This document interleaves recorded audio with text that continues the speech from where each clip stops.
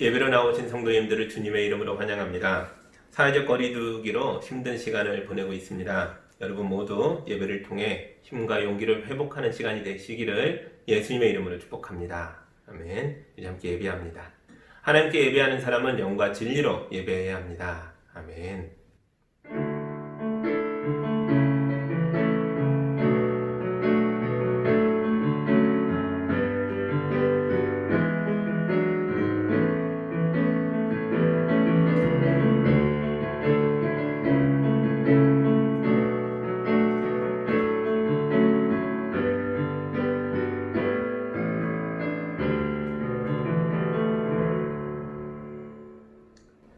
거룩한 주님의 날, 우리가 마음을 모아 경건한 모습으로 하나님 아버지 앞에 있습니다.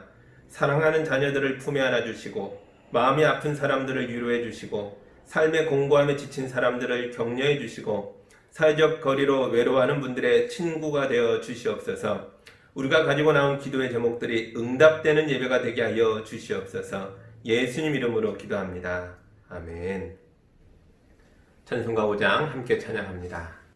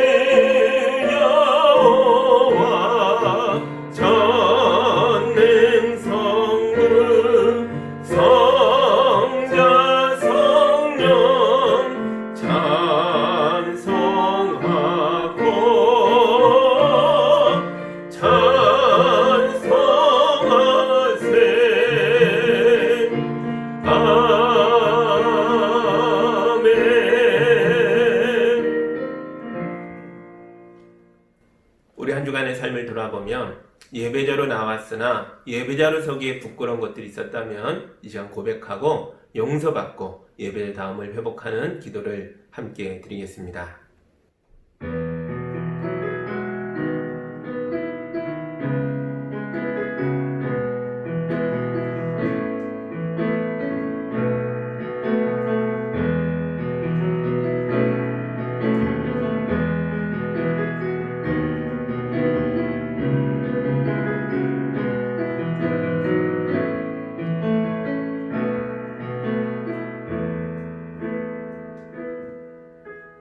주님, 우리는 이중인격자들입니다. 우리가 형제의 허물을 이해하고 용서한다고 말했지만 사실은 나에게 유리한지 불리한지를 따져가며 금방금방 태도를 바꾸며 살았습니다. 타인의 죄에 대해서 신랄하게 비판했지만 정작 나의 죄에 대해서는 어쩔 수 없었으니 이해하라고 강요했습니다. 우리의 위선을 돌이키고 반성하오니 주여 용서하여 주옵소서.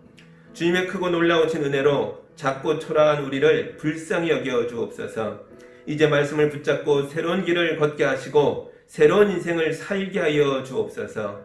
예수님 이름으로 기도합니다. 아멘. 이제 우리 주님의 용서와 치유와 회복의 말씀을 들으시기 바랍니다. 주님은 너의 모든 죄를 용서해 주시며 모든 병을 고쳐 주시며 생명을 파멸해서 속량하시며 사랑과 자비로 단장하여 주시며 너의 평생을 좋은 것으로 채워주시며 너의 젊음을 독수리처럼 늘 새롭게 하시는 분이시도다. 아멘. 이제 용서받은 자로서 예배의 다음을 회복하고 사도신경으로 우리의 신앙을 함께 고백하겠습니다.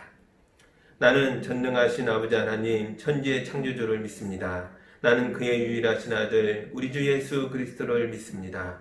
그는 성령으로 잉태되어 동정녀 마리아에게서 나시고 본디오 빌라도에게 고난을 받아 십자가에 못 박혀 죽으시고 장사된 지 사흘 만에 죽은 자 가운데서 다시 살아나셨으며 하늘에 오르시어 전능하신 아버지 하나님 우편에 앉아 계시다가 거기로부터 살아있는 자와 죽은 자를 심판하러 오십니다. 나는 성령을 믿으며 거룩한 공교회와 성도의 교제와 죄를 용서받는 것과 몸의 부활과 영생을 믿습니다. 아멘. 이제 찬양 간사님의 영상을 보시며 함께 찬양하겠습니다.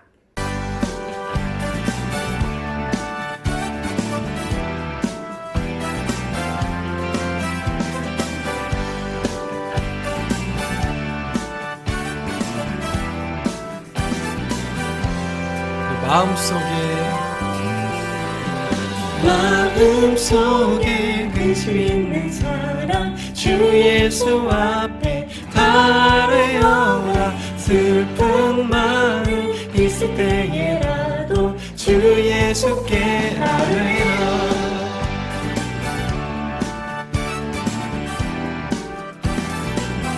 눈물 나며 깊은 한숨 쉴 때 주 예수 앞에 아뢰어라. 은밀한 죄 내게 있더라도 주 예수께 아뢰라.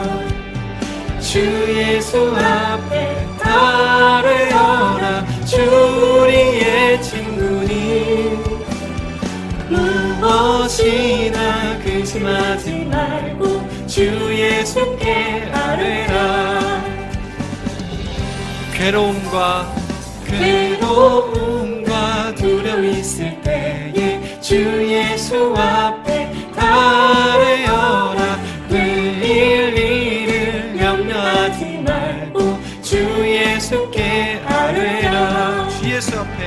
주 예수 앞에 아뢰어라. 주 우리의 친구니 무엇이나 근심하지 말고 주 예수께 아뢰라. 주 예수 앞에 아뢰어라. 주 우리의 친구니 무엇이나 근심하지 말고 주 예수께 아뢰라.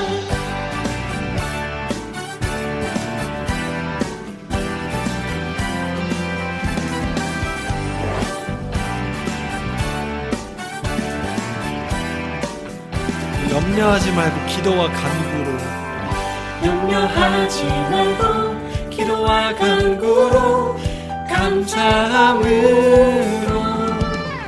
염려하지 말고 기도와 간구로 감사함으로 염려하지 말고 기도와 간구로 감사함으로 염려하지 말고 기도와 간구로 감사함으로 예수 앞에 아뢰어라. 주 우리의 친구니 주 예수 앞에 아뢰어라. 주 우리의 친구니 우리 무엇이나 근심하지 말고 주 예수께 아뢰라. 무엇이나 근심하지 말고 주 예수께 아뢰라.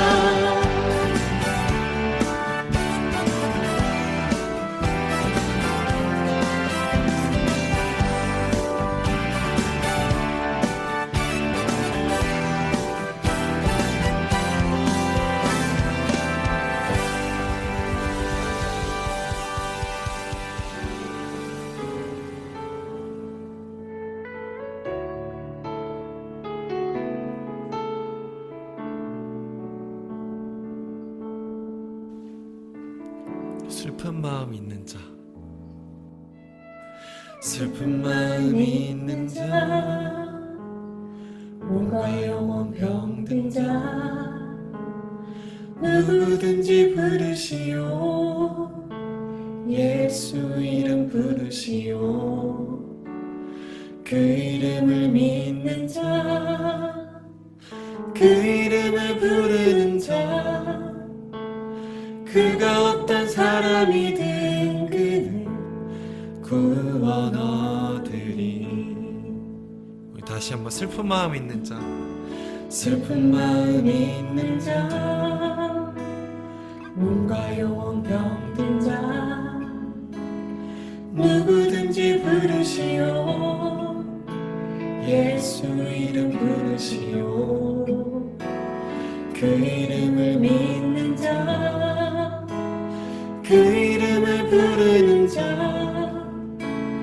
그가 어떤 사람이든 그는 구원 얻으리. 우리 예수 예수 예수 예수 오 능력의 그 이름 예수 나 외쳐 부르네. 예수 예수 오 구원의 그 이름 예수 나 외쳐 부르네. 예수 그리스도. 우리 다시 한번 슬픈 마음 있는 자 슬픈 마음 있는 자, 몸과 영혼 병든 자, 누구든지 부르시오. 예수 이름 부르시오. 그 이름을 믿는 자, 그 이름을 부르는 자, 그가 어떤 사람이든 그는 구원 얻으리. 예수 예수 예수 예수 오 능력의 그 이름 예수 나 외쳐 부르네. 예수 예수 오 구원의 그 이름 예수 나 외쳐 부르네. 예수 그리스도. 은과 금 내게 없으나 은과 금 내게 없으나 나 가진 것 너에게 주니. 능력의 이름 예수라. 그 이름을 붙드시오. 그 이름을 믿는 자, 그 이름을 외치는 자, 그가 어떤 사람이든 그는 주의 영광 보리라. 예수 예수 오 능력의 그 이름 예수 나 외쳐 부르네. 예수 예수 오 구원의 그 이름 예수 나 외쳐 부르네. 예수 예수 오 능력의 그 이름 예수 나 외쳐 부르네. 예수 예수 오 구원의 그 이름 예수 나 외쳐 부르네. 예수 그리스도. 우리에게 주신 영광의 이름 나 어찌 잠잠하리. 세상에 크게 외쳐 부르리 나의 주 예수 그리스도.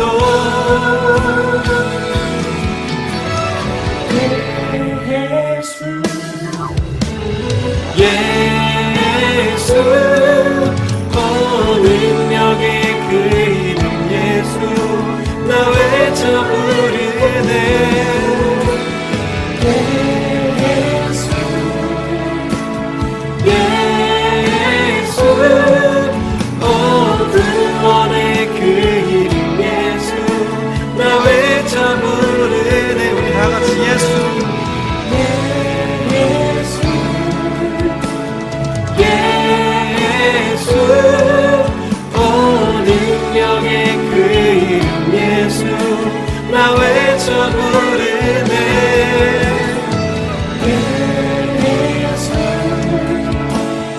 예수, 구원의 그 이름 예수, 나 외쳐 부르네. 예수 그리스도.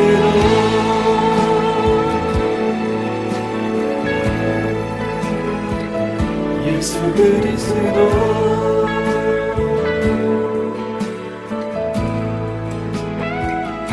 예수 그리스도.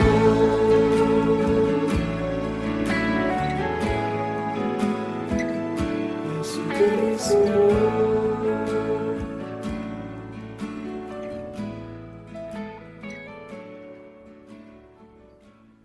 이제 함께 기도합니다.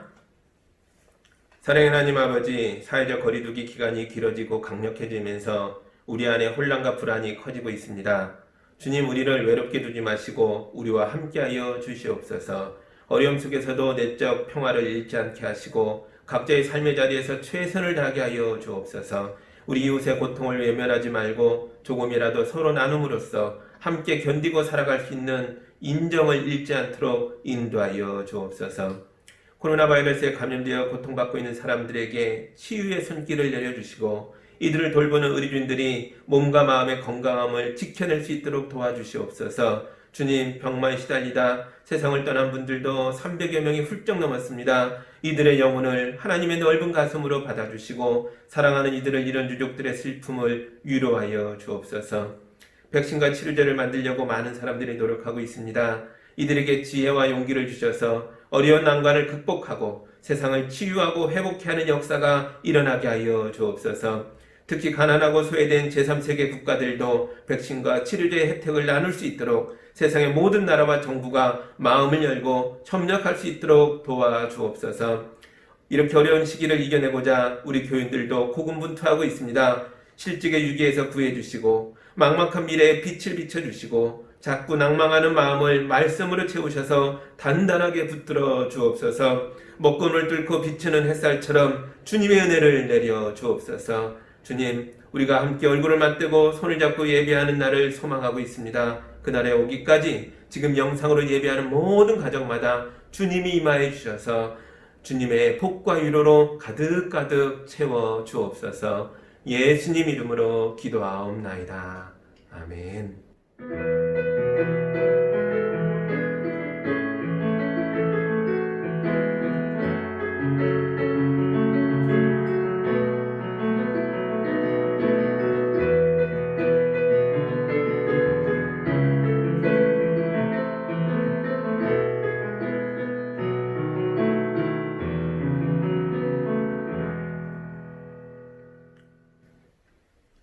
오늘 우리에게 주시는 주님의 말씀은 사무엘상 8장 1절에서 9절의 말씀입니다. 사무엘상 8장 1절에서 9절의 말씀입니다. 이제 하나님 말씀을 봉독할 때 여러분도 함께 보시기 바랍니다. 사무엘은 늙자 자기 아들들을 이스라엘의 사사로 세웠다. 맏아들의 이름은 요엘이요 둘째 아들의 이름은 아비아다. 그들은 브엘세바에서 사사로 일하였다. 그러나 그 아들들은 아버지의 길을 따라 살지 않고 돈벌이에만 정신이 팔려 뇌물을 받고서 치우치게 재판을 하였다. 그래서 이스라엘의 모든 장로가 모여서 라마로 사무엘을 찾아갔다. 그들이 사무엘에게 말하였다. 보십시오. 어른께서는 늙으셨고 아드님들은 어른께서 걸어오신 그 길을 따라 살지 않습니다. 그러므로 이제 모든 이방 나라들처럼 우리에게 왕을 세워주셔서 왕이 우리를 다스리게 하여 주십시오. 그러나 사무엘은 왕을 세워 다스리게 해달라는 장로들의 말에 마음이 상하여 주님께 기도를 드렸더니 주님께서 사무엘에게 말씀하셨다. 백성이 너에게 한 말을 다 들어주어라. 그들이 너를 버린 것이 아니라 나를 버려서 자기들의 왕이 되지 못하게 한 것이다. 그들은 내가 이집트에서 데리고 올라온 날부터 오늘까지 하는 일마다 그렇게 하여 나를 버리고 다른 신들을 섬기더니 너에게도 그렇게 하고 있다.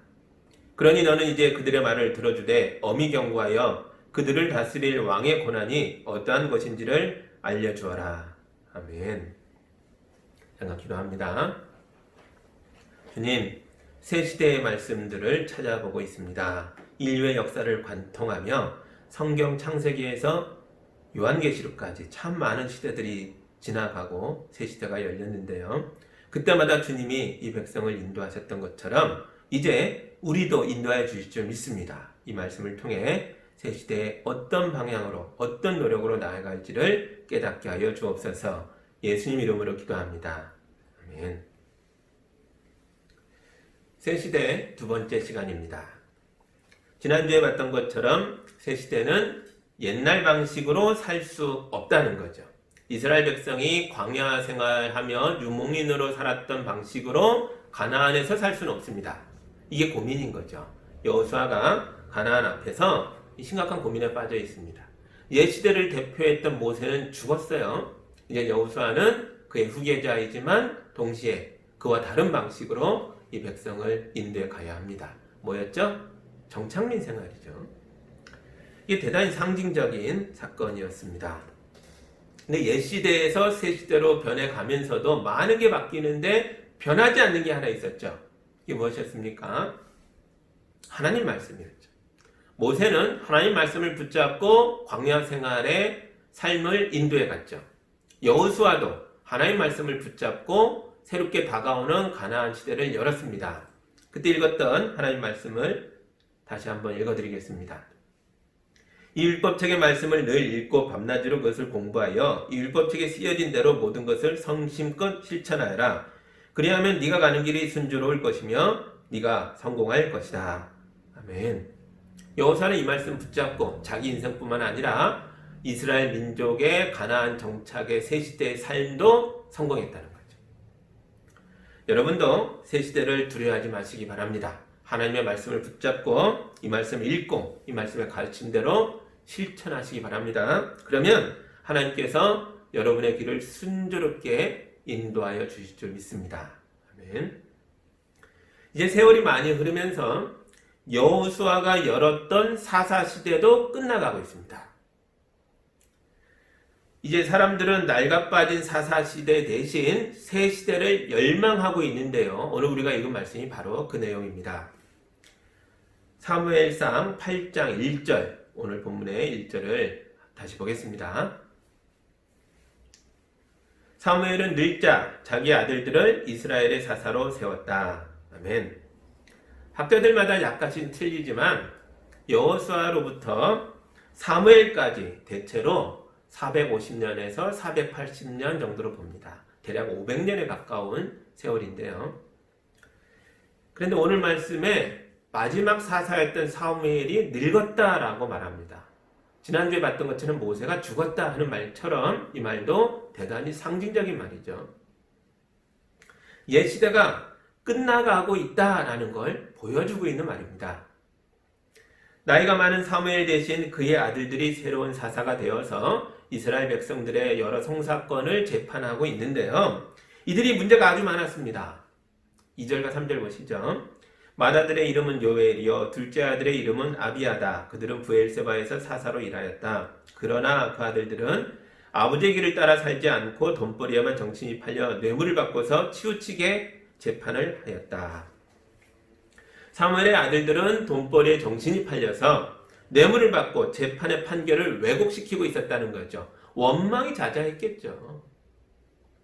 성경은 이걸 이들이 자기 아버지의 길을 따라 살지 않았기 때문이다 라고 말합니다. 근데 이 아버지의 길이 뭐였죠? 그러니까 사무엘이 걸어갔던 길이 무엇이었습니까? 이 길을 알려면 사무엘의 어린 시절로 돌아가야 합니다. 사무엘은 성전에 바쳐진 아이였죠. 엄마의 젖을 뗀 날 이후로 성전에 바쳐져서 부모 품이 아니라 성전에서 컸습니다. 이땐 성전이 아니라 정확하게 얘기하면 성막이죠. 그곳에서 엘리 제사장 집에서 잔심부름하며 컸다는 거죠. 3장 3절에 보면 사무엘의 잠자리가 어디였는지가 나옵니다. 제가 읽어드릴게요. 사무엘은 하나님의 궤가 있는 주님의 성전에서 잠자리에 누워 있었다.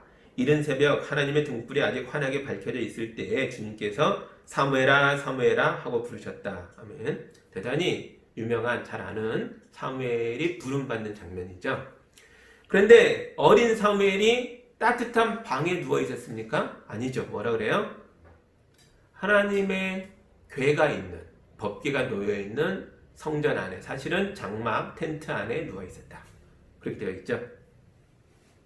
이 아이가 먹고 자는 곳이 텐트 안이었습니다. 방이 아니었어요. 이 아이가 왜 이곳에 살고 있느냐?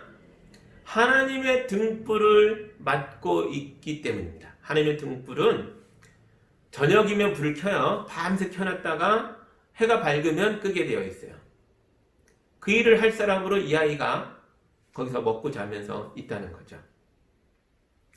그런데 이거는 원래는 사무엘이 해서는 안 되는 일입니다. 성경에 보면, 모세오경에 보면 이 일은 누구에게 맡겨져 있느냐? 대제사장 집안, 엘리의, 그러니까 그 모세의 형 아론의 자손들만 이걸 할 수 있었어요. 하나님의 법궤에 있는 등불을 켜고 끄는 것, 이거는 대제사장만 할 수 있는 거예요. 그런데 엘리 제사장이 너무 나이가 많고 늙어서 이걸 못해요. 그럼 자녀들이 해야 되는데 성경은 이렇게 얘기합니다. 엘리의 아들들은 행실이 나쁘고 하나님을 무시하는 사람들이다. 이렇게 나와요. 그래서 이들은 성전 등불 지키는 일을 하찮게 여겼다는 거죠. 그래서 어린 사무엘이 등불지기가 된 거예요. 그는 대제사장 집안 사람이 아니에요. 그런데 아무도 하지 않으니까 이 아이가 하게 된 거죠. 엘리가 시켰겠죠. 말씀을 맡은 자들이 타락했다는 것에서 이미 한 시대가 끝나가고 있다라는 걸 알 수 있습니다. 그러나 꺼져가는 촛불이 마지막 불꽃을 피워 올리는 것처럼 어린 사무엘이 사사시대의 마지막 불꽃이 되어 성전의 등불을 지키고 있었다는 거죠. 하나님께서 이런 사무엘을 눈여겨보셨습니다. 그리고 사무엘아 사무엘아 하고 이 아이의 이름을 부르셨죠. 어린 사무엘은 엘리 제사장이 부르는 줄 알고 자다 깨어서 그 밤에 제사장에게 달려갔죠. 어르신 부르셨습니까? 엘리는 이 아이가 잠꼬대를 하나 싶어서 얘야 그만 가서 자라. 나는 너를 부르지 않았다. 도로 가서 누워라. 이렇게 말합니다. 그런데 이게 3번 반복돼요. 그때 엘리가 깨닫습니다. 아, 하나님이 이 아이를 부르시는구나. 그래서 이렇게 말해주죠. 얘야 또 누가 너를 부르거든 주님 말씀하십시오. 주님의 종이 듣고 있습니다. 이렇게 대답해라. 그렇게 가르쳐주죠. 어린 사무엘이 성전에 누워있는데 다시 사무엘아 사무엘아 4번째 부름이죠. 하나님의 음성이 들려옵니다. 그때 사무엘이 엘리에게 배운 대로 얘기하죠. 주님 말씀하십시오. 제가 듣고 있습니다. 이 일 이후로 사무엘은 하나님의 말씀을 듣는 자 그리고 하나님의 말씀을 듣고 전하는 자가 됐습니다. 성경은 이걸 이렇게 얘기합니다. 사무엘이 자랄 때에 주님께서 그와 함께 계셔서 사무엘이 한 말이 하나도 어긋나지 않고 다 이루어지게 하셨다. 그리하여 단에서 부엘세바까지 온 이스라엘은 사무엘이 주님께서 세우신 예언자임을 알게 되었다. 아멘. 사무엘이 아무 말이나 한 게 아니에요. 그걸 이루었다는 뜻이 아니고 하나님이 주신 말씀을 하나님의 이름으로 선포했는데 그게 다 이루어지고 있다는 거예요. 이걸 이스라엘 백성이 다 알았다는 거죠. 언제요? 언제부터요? 어릴 때부터. 자라는 동안. 이게 언제입니까? 성막에서 하나님의 등불을 지키다가 하나님의 음성을 들었던 그날부터 그의 평생은 하나님의 말씀을 듣고 전하는 자의 삶을 살았다는 거죠. 이게 아버지가 걸었던 길, 즉 사무엘이 걸었던 길입니다. 그러나 위대한 사무엘도 결국은 늙어진다는 거죠. 영원히 젊음을 유지하는 게 아닙니다. 이제 한 500년간 지속됐던 사사시대는 새 시대에게 자리를 내어주고 역사 속으로 사라져야 합니다. 4절과 5절을 보시죠. 그래서 이스라엘의 모든 장로가 모여서 라마로 사무엘을 찾아갔다. 그들이 사무엘에게 말하였다. 보십시오. 어른께서는 늙으셨고 아드님들은 어른께서 걸어오신 그 길을 따라 살지 않습니다. 그러므로 이제 모든 이방 나라들처럼 우리에게 왕을 세워주셔서 왕이 우리를 다스리게 하여 주십시오. 이스라엘 장로들이 사무엘에게 와서 새 시대를 위하여 은퇴해달라고 요청하는 거예요. 그만 나가달라는 거죠. 그런데 이들이 원하는 새 시대는 왕이 다스리는 세상입니다. 사무엘은 자기 시대가 끝나는 것에 대해서 서글프기도 했고 은퇴를 종용하는 장로들을 보며 서운하기도 했을까요? 그래서 많이 상심하게 됩니다. 6절 보시죠. 그러나 사무엘은 왕을 세워 다스리게 해달라는 장로들의 말에 마음이 상하여 주님께 기도를 드렸더니, 아멘. 그렇죠? 사무엘의 마음이 상했습니다. 상심했어요. 나는 아주 어릴 때부터 지금까지 이 백성에게 하나님의 말씀을 전하며 살았는데 어떻게 이 백성이 이제 나의 은퇴를 강요하는가 하는 거죠. 사무엘은 예언자고 말씀의 사람인데 왜 그의 아들들은 삐뚤어졌을까요? 왜 그랬을까요? 아마도 사무엘이 이스라엘 전역을 다니며 하나님의 말씀을 전하는 사역에 바쁘다 보니까 정작 자기 집안의 자기 자녀들을 잘 가르칠 겨를이 없었던 것 같습니다. 아이들이 아버지의 가르침을 제대로 받을 기회가 없었던 거죠. 우린 사무엘이 사사의 일을 잘 감당하려고 정말 많이 노력했고 정말 많은 희생을 했다라는 걸 알 수 있어요. 그런데 백성의 장로들이 이런 희생에 고마워하기는커녕 그만 자리에서 물러나십시오 하니까 서운한 거죠. 당연한 겁니다. 어떤 목사님이 목회에서 은퇴하면서 이런 글을 공유하셨더라고요. 요즘 배신감에 잠을 이루지 못한다. 내가 지난 수십 년간 교인들에게 헌신했던 것과 하나님을 위해 살았던 자부심이 물거품처럼 사라지고 있다. 이런 글을 올리셨어요. 두 가지 일로 목사님의 마음이 상했는데요. 하나는 목사님의 퇴직금 문제였습니다. 목사님이 개척해서 평생 사역했던 교회인데 마지막 순간에 좀 어려운 일이 생긴 거예요. 목사님은 좋은 마음으로 당회에다가 장로님들께 나의 노후와 은퇴 이후의 모든 거취와 대우를 다 맡기겠습니다. 하라는 대로 하겠습니다. 그렇게 위임했는데 당회는 목사님이 개척해서 지금까지 수십 년 수고하신 것을 감안해서 나름대로 퇴직금을 정했나 봐요. 그런데 이것이 공동회의에 전체 교인 회의에 발표됐을 때에 일부 교인들이 목사님을 비난한 겁니다. 목사님이 노욕을 부린다는 거죠.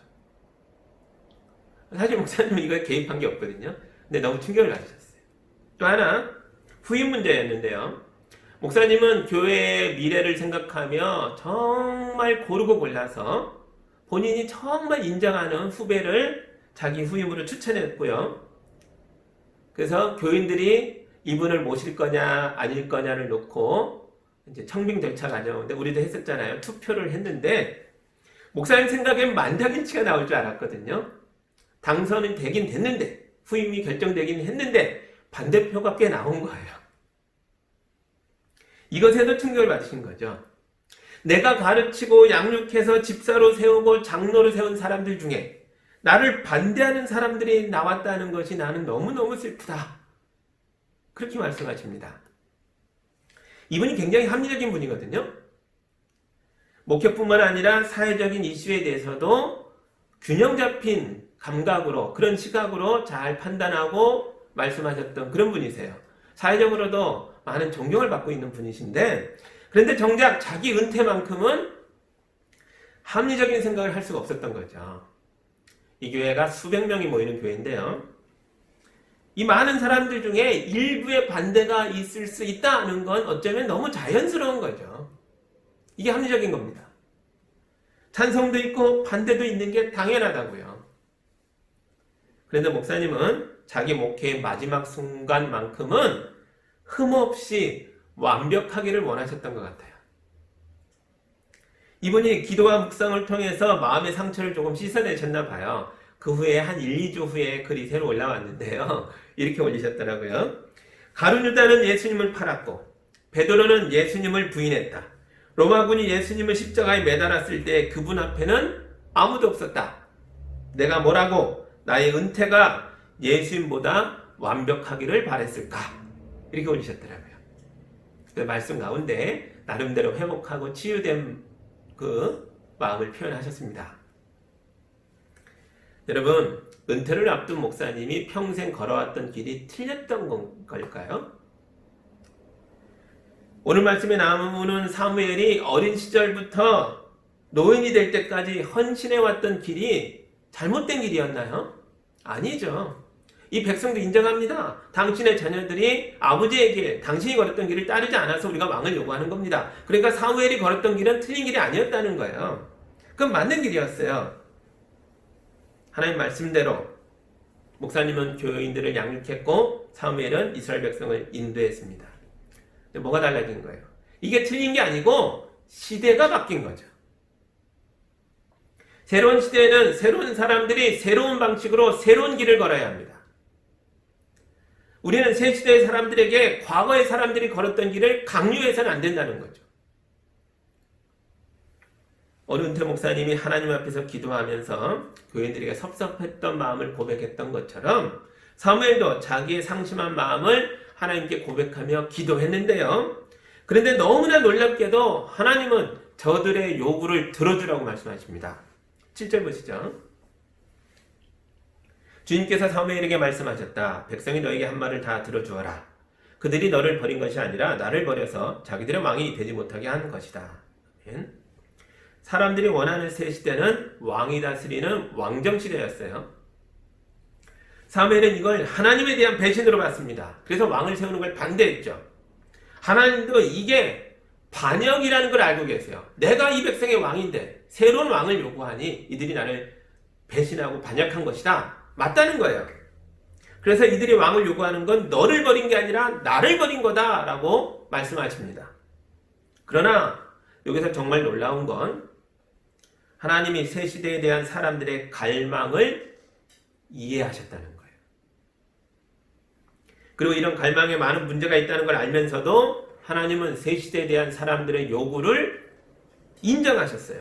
그래서 사무엘아, 백성이 너에게 한 말을 다 들어주어라. 이렇게 말씀하십니다. 너는 은퇴하고 왕을 세우는데 협조해라. 놀랍죠? 이 길이 옳은 길이 아니라는 걸 알아요. 하나님에 대한 반역이라는 것도 압니다. 그런데 인정하고 이해하고 심지어 사무엘에게 도와주라고까지 말씀하세요. 이게 뭘까요? 잠깐 생각해 볼게. 왕을 세우는 게 왜 하나님에 대한 배신이었습니까? 왜 그렇죠? 왜냐하면 왕이 세워지면 이제부터 정교 분리가 일어나니까요. 정교 분리가 뭐죠? 정치와 종교는 별개라는 거예요.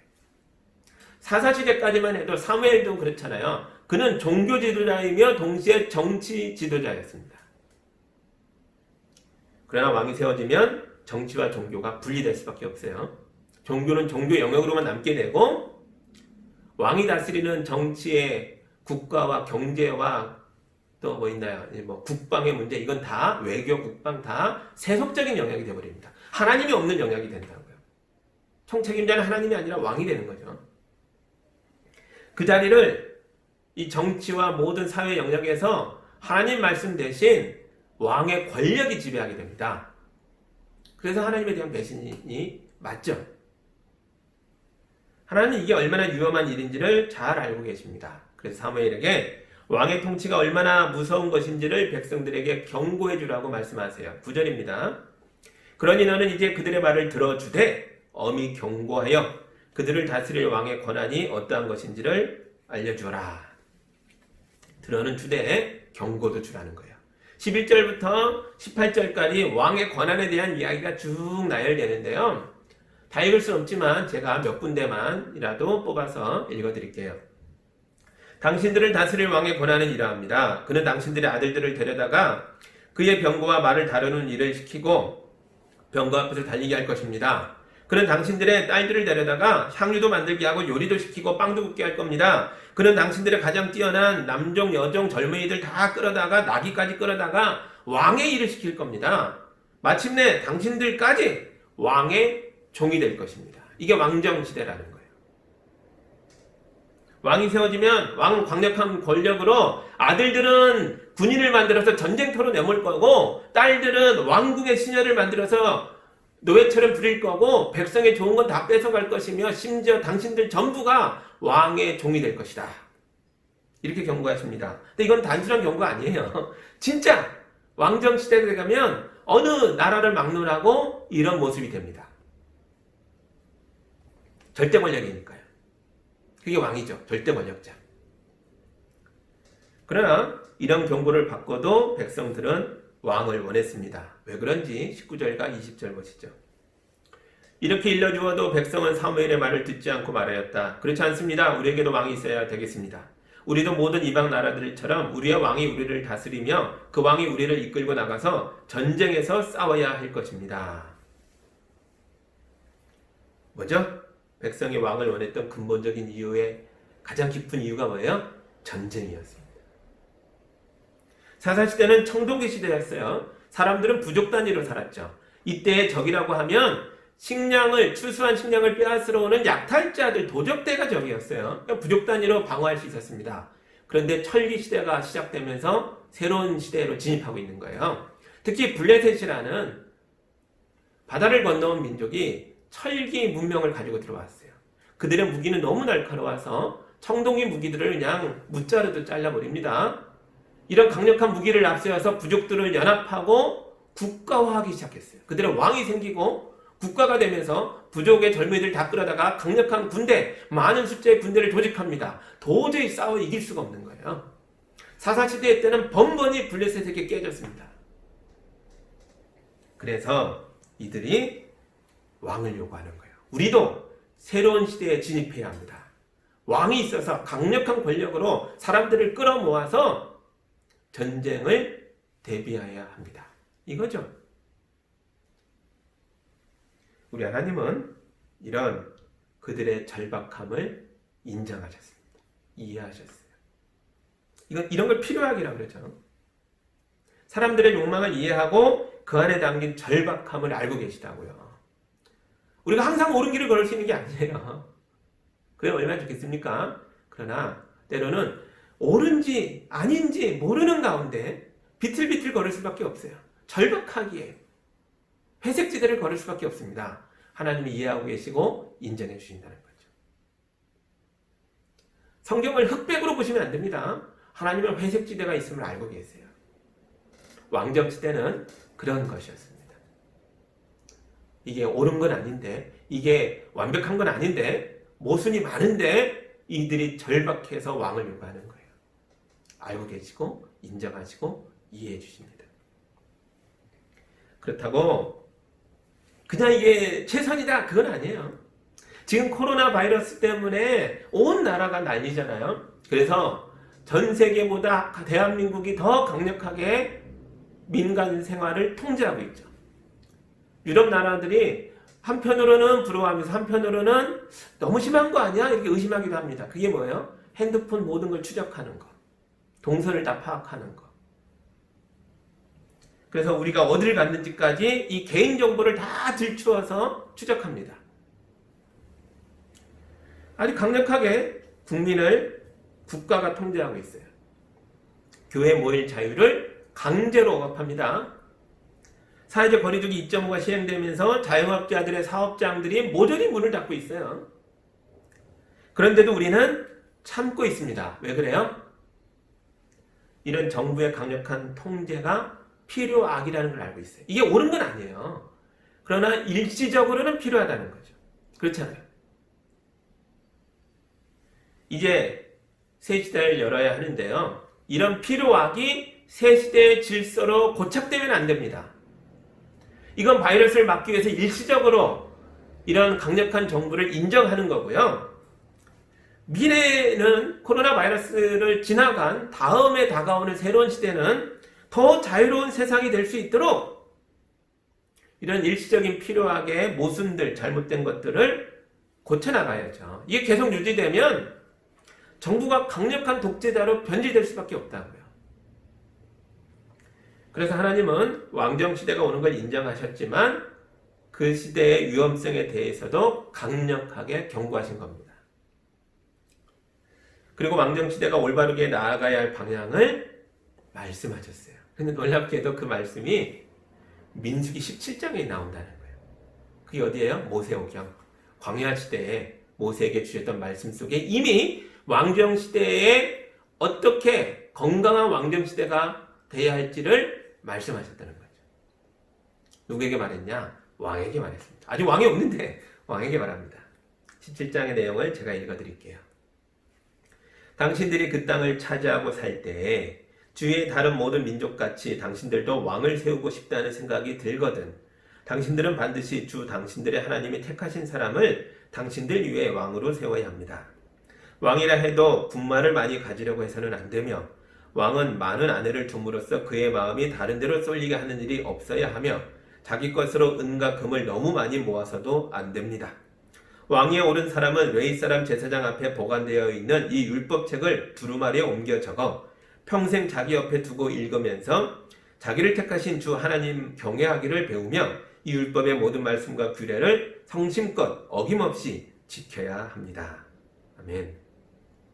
이스라엘 백성이 유목민에서 정착민으로 또 청동기 시대에서 철기 시대로 부족 단위에서 국가 단위로 여러 차례 새 시대의 문을 열고 나아가고 있는데 그런데 그 모든 시대를 관통하며 하나님의 말씀이 이들을 인도하고 있는 걸 보고 있습니다. 광야의 도전 앞에서 막막했던 모세는 하나님의 말씀을 붙잡고 광야 길을 열었습니다. 가나안의 도전 앞에서 막막했던 여호수아는 하나님의 말씀을 붙잡고 사사시대의 정착생활을 열었습니다. 철기시대로 넘어가면서 민족과 국가 단위의 거대한 전쟁의 소용돌이 속에서 백성이 왕을 요구할 때 사무엘은 하나님의 말씀을 통해 그들에게 왕정시대의 부작용을 경고하며 왕이 어떤 사람이 되어야 할까를 알려주게 됩니다. 이제 우리 차례죠. 우리도 아무도 가보지 않은 새로운 길을 가야 합니다. 그 길은 우리 앞에 다가오고 있어요. 이미 시작됐죠. 두렵고 막막한 길이에요. 그러나 안 갈 수도 없는 길이에요. 세상이 청동기에서 철기로 넘어가는데 이스라엘 백성만 안 가고 버틴다? 안 된다고요. 그럴 수 없습니다. 하나님 그 필요를 인정하고 이해하고 계세요. 새 시대는 우리가 원하든 원하지 않든 상관없이 이미 시작됐습니다. 하나님 말씀을 붙잡고 새 시대의 새 길을 걸어가셔야 합니다. 세상이 그렇게 흘러가니까 막연하게 따라가는 게 아니에요. 말씀의 사람들은 말씀을 통해 새 시대를 진단하며 그 부작용을 깨달으며 그것을 극복하기에 말씀이 주는 경고를 통해 또 말씀이 제시하는 새로운 가치들을 드러내면서 살아야 한다는 거죠. 왕정시대 가장 위대한 왕이었던 사람이 누구였습니까? 다윗이죠. 왕정시대 수백 년의 왕정시대에서 정말 위대했던 최고의 왕은 우리가 다윗이라고 얘기합니다. 그가 시편 119편에서 이렇게 노래했습니다. 주님의 말씀은 내 발의 등불이요 내 길에 빛입니다. 아멘. 다윗이 위대한 왕으로 남을 수 있었던 것은 주님의 말씀 덕분이라는 거죠. 말씀이 내 발의 등불이고 내 길을 비추는 빛이기에 나는 새 시대의 이 막막함 속에서 두려움 속에서도 길을 찾아내며 걸었다는 거예요. 하나님의 말씀이 여러분 발의 등불이요 여러분이 걸어가는 길에 밝은 빛이 되어주시기를 주님의 이름으로 축복합니다. 주님의 말씀이 미래에 대한 두려움과 어둠에 대한 공포를 몰아내주고 안전하고 평안한 집으로 안내해 주시기를 예수님의 이름으로 축복합니다. 아멘. 함께 기도합니다. 하나님, 막막한 시대 앞에서 성경에 나오는 새 시대의 말씀들을 보고 있습니다. 주님, 이 말씀을 통해 우리를 위로하시고 격려하시고 또한 용기를 불어넣으셔서 감사합니다. 주님, 이 말씀을 더 깊이 붙들고 이 말씀에 숨겨져 있던 하나님의 뜻들을 다 드러내며 움켜잡아서 새 시대의 막막함을 극복하고 새 시대를 정복하고 살아가는 주의 성도들 되게 하여 주옵소서. 그래서 새 시대의 주인공들이 될 수 있도록 축복하여 주옵소서. 예수님 이름으로 기도합니다. 아멘.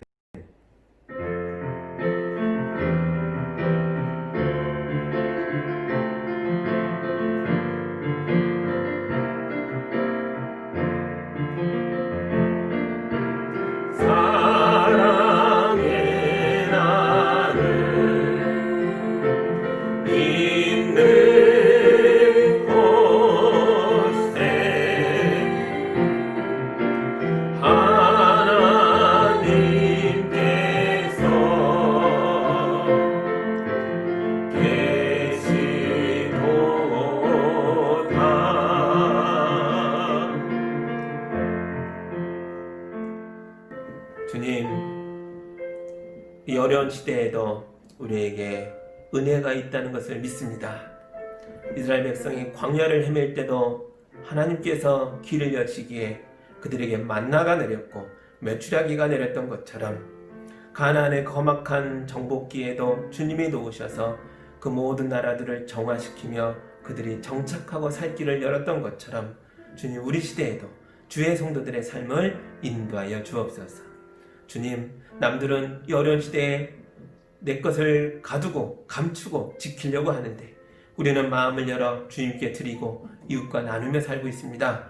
주님, 이 모든 나눔이 복이 되게 하셔서 성도들이 풍성하여 하나님의 은혜를 마음껏 누리며 더 많은 것들을 나눌 수 있는 삶으로 인도하여 주옵소서. 축복된 삶이 되어 하나님께 영광 돌리게 하여 주옵소서. 예수님 이름으로 기도합니다. 아멘.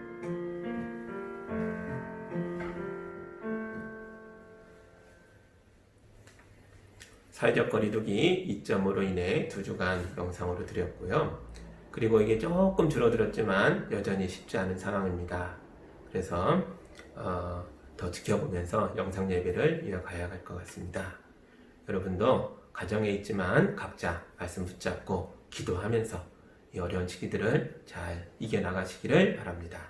이제 함께 결단의 찬양 부르며 새 시대를 힘차게 살아가겠습니다.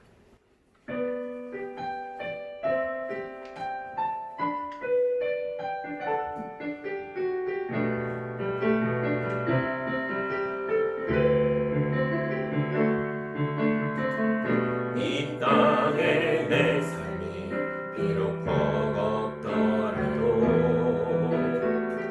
주님의 선하심 나 믿으며 가리.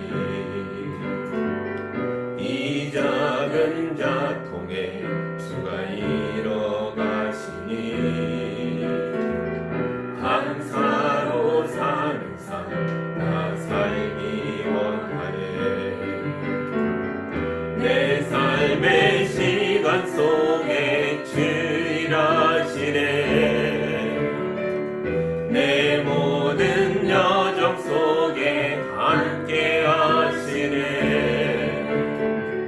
깊고도 크신 주의 영광을 나 보리라. 위대하신 주 나는 주님께 속한 자 되어 주의 나라 위에 자심으로 살리라. 주의 마음에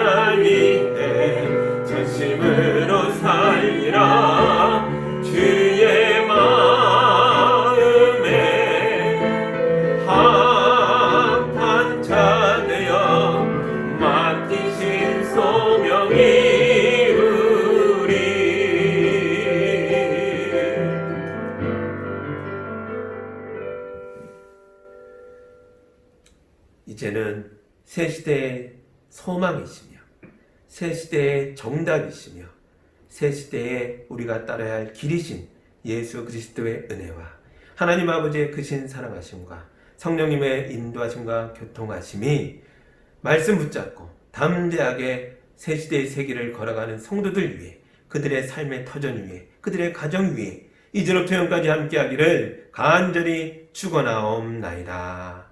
아멘.